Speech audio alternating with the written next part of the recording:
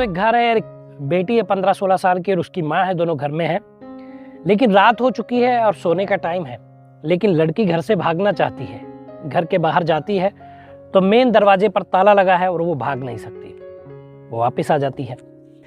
क्यों वो भागना चाह रही थी रात में 11 बजे के करीब, क्या है पूरा मामला, ये विस्तार से आपको बताता हूँ कि कहाँ की ये पूरी कहानी है। जुर्म कभी छुपता नहीं, अपराधी कभी बचता नहीं। मैं हूँ आपका होस्ट युवराज सिंह और आप देख रहे हो मेरा यूट्यूब चैनल क्राइम डे। दोस्तों, आशा करता हूँ आप लोग स्वस्थ होंगे, मस्त होंगे और अपनी लाइफ को एंजॉय कर रहे होंगे। दोस्तों, कहानी है राजस्थान के टोंक जिला की। 22 जनवरी की रात एक बेटी और माँ सो रहे हैं, जैसा मैंने पहले आपको बताया था, और बेटी भागना चाहती है, लेकिन देखती है कि घर पे बाहर मेन दरवाजे पे जो ताला लटका हुआ है, तो वो सफल नहीं हुई भागने में। फिर वो चाबी ढूंढती है, उसको पता था कि घर की चाबियां कहाँ होती हैं। चाबी ढूंढती है, चाबी उसको मिल जाती है, लेकिन चाबी इस बार आसानी से उसको नहीं मिलती, बट मिल जाती है। चाबी लेने के बाद वो दरवाजा खोलती है क्योंकि माँ उसकी सो चुकी है, और वो हताश घर से भागना स्टार्ट करती है। भागती है, रात का अंधेरा है, सुनसान है, सब जगह कोई आ नहीं रहा, जा नहीं रहा। राजस्थान का टोंक जिला, झाड़ियां, इस तरीके का मंजर है वहां पे।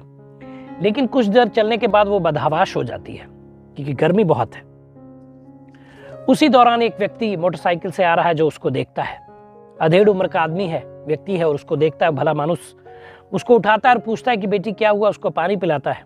तो वो बोलती है कि मुझे पुलिस स्टेशन ले चलिए, मैं पुलिस स्टेशन जाना चाहती हूँ। वो पुलिस को कॉल करता है, पुलिस आती है और पुलिस उस लड़की को अपने साथ थाने ले जाती है।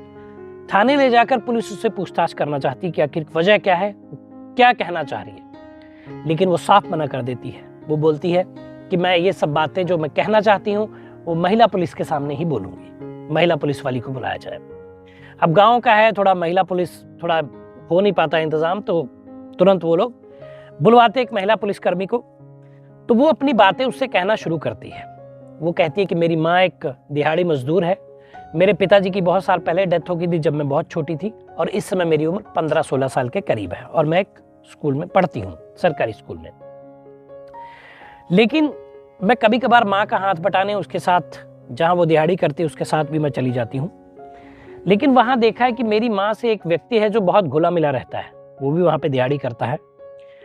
वो घुला मिला रहता है और वो अक्सर माँ के साथ घर आता है, और कई बार मैंने ऐसा भी देखा है कि माँ के साथ वो शराब पीता है, माँ भी मेरी शराब पीती है, और वो जिस्मानी ताल्लुकात स्थापित करते हैं, यानी कि शारीरिक संबंध बनाते हैं। ये सिलसिला मैंने कई बार देखा, लेकिन मैं इस बात को किसी से कह नहीं पा रही हूँ। मैं अंदर ही अंदर घुटती हूँ और परेशान हो जाती हूँ कि आखिर ऐसा मेरी माँ क्यों करती है, मुझे अच्छा नहीं लगता है। एक दिन की बात है, मैं अपने घर पे अकेली थी, माँ उसके साथ आती है शाम को, और दोनों दारू के नशे में धुत थे।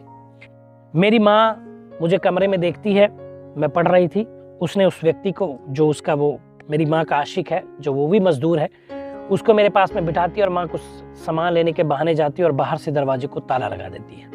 अब कमरे में मैं और वो, लेकिन वो करीब 27-28 साल का है। अब वो मेरे साथ पूरी रात जिस्मानी ताल्लुकात स्थापित करता है और मेरे बदन को नोचता है। मैं परेशान हो जाती हूँ। अगली सुबह माँ आती है, फिर दरवाजा खोलती है और वो व्यक्ति वहां से चला जाता है। मैं माँ को बोलती हूँ, रोती हूँ, कराहती हूँ कि मेरे साथ ऐसा क्यों किया, लेकिन माँ चुप है और वो कोई जवाब नहीं देती। चलो, अगला दिन बीता, मेरे को थोड़ा अच्छा लगा, थोड़ा मेरी तबीयत में सुधार आया, फिर से रात आई। लेकिन इस रात वो व्यक्ति अकेला नहीं था माँ के साथ, उसके साथ एक लड़का और था, और मैंने देखा कि माँ उनसे कुछ पैसे का लेन देन कर रही थी, और वो लड़का हट्टा कट्टा था, बहुत नौजवान। अब मुझे अंदेशा हो गया था कि शायद आज रात मेरे साथ फिर वही दरिंदगी होगी और उसी तरीके से मेरे बदन को नोचा जाएगा, लेकिन मैं मजबूर थी, कुछ कर नहीं सकती थी। मैंने कोशिश की कि आवाज लगाऊं और बाहर भागूं, लेकिन उन्होंने मुझे भागने नहीं दिया। फिर से मुझे कमरे में कैद कर दिया गया।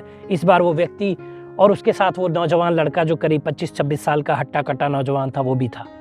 अब इन्होंने दरिंदगी की, मेरे साथ बारी बारी से जिस्मानी ताल्लुकात बनाए और मुझे पूरी रात बहुत नोचा, और हवस की आग में अंधे ये युवकों ने मेरी सारी इज्जत को उछाल दिया।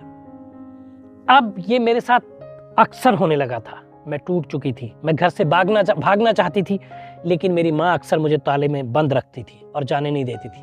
अब मैं ये बात समझ चुकी थी कि माँ मेरे जिस्म को बेचकर सौदा करके उससे पैसे कमाती है। इस बात से मैं बहुत दुखी थी कि मेरी अपनी माँ मेरे साथ ऐसा कैसे कर सकती है। मैं बहुत परेशान थी। मैं चाहती थी कि पुलिस के पास जाऊं और उनको सारी व्यथा बताऊं, लेकिन मेरे को इस तरह से लॉक किया जाता था कि मैं भाग नहीं पाती थी। लेकिन आज मैं अपने घर से भागने में सफल हुई हूं और मैं आपके थाने तक पहुंची हूं। अब मेरी आखिरी उम्मीद आप ही हो। आप एक महिला हो तो महिला का दर्द बेहतरीन समझ सकती हो। वो पुलिस वाली चुपचाप उसकी बातों को सुन रही थी और अंदर ही अंदर उसका कलेजा भी मुंह को आ रहा था कि एक छोटी बच्ची के साथ ऐसी दरिंदगी कैसे कोई कर सकता है। बहुत व्याकुल थी वो भी, लेकिन वो कुछ कर नहीं पा रही थी। थोड़ी देर बाद कहानी रुकती है और ये बच्ची को पानी और खाना दिया जाता है ताकि ये सहज महसूस करे। उसके बाद वो पुलिसकर्मी अपने सीनियर से ये सारी बात बताती है, वाकया बताती है कि ऐसा ऐसा इस बच्ची के साथ हुआ। सामूहिक बलात्कार होता है और अक्सर होता है और पैसे लिए जाते हैं, और वो भी उसकी सगी माँ उसके साथ ऐसा करती है।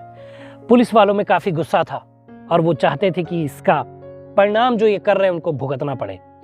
लड़की को अगली सुबह जो मेडिकल चेकअप के लिए ले जाया जाता है तो पता चलता है कि बहुत ही दरिंदगी से और बहुत बारी इसके साथ सेक्स हुआ है। इसके बाद पुलिस जो है इसकी माँ को गिरफ्तार करती है और उसके प्रेमी को, और वो लड़के जो बार बार उसके साथ अक्सर आया करते थे उनको भी गिरफ्तार कर लेती है। सख्ती से पूछताछ की जाती है तो पता चलता है कि ये कहानी जो लड़की बता रही थी बिल्कुल सच थी। कैसे कलयुग में ऐसी माँ जो अपनी ही बेटी को बेचकर पैसा कमाती है, ये कहानी थी। इन सबको गिरफ्तार करके जेल भेज दिया जाता है और इस बच्ची को बाल गृह सुधार गृह में भेजा जाता है, जहाँ ये आगे की पढ़ाई लिखाई करेगी और जब ये 18 साल की हो जाएगी तो इसको इसके अकॉर्डिंग नौकरी या कुछ ऐसा दे के सरकार उसके लिए कुछ करेगी। ये कहानी थी टोंक राजस्थान की, जो मैंने आपको बताई, बहुत बड़ी दिल को छू देने वाली कहानी। तो दोस्तों, आपके इर्द गिर्द भी कोई ऐसी कहानी तो नीचे व्हाट्सएप नंबर फ्लैश हो रहा है, उस पर मैसेज कर दीजिए। एक वीडियो के माध्यम से अपनी जुबानी में आपको पूरी कहानी बताऊंगा। तो दोस्तों बताइएगा वीडियो कैसा लगा, कमेंट करिए, शेयर करिए, चैनल को सब्सक्राइब करिए। मिलेंगे अगली वीडियो में, तब तक मुस्कुराते रहिए, खुश रहिए, क्योंकि जीवन बहुत छोटा है। धन्यवाद।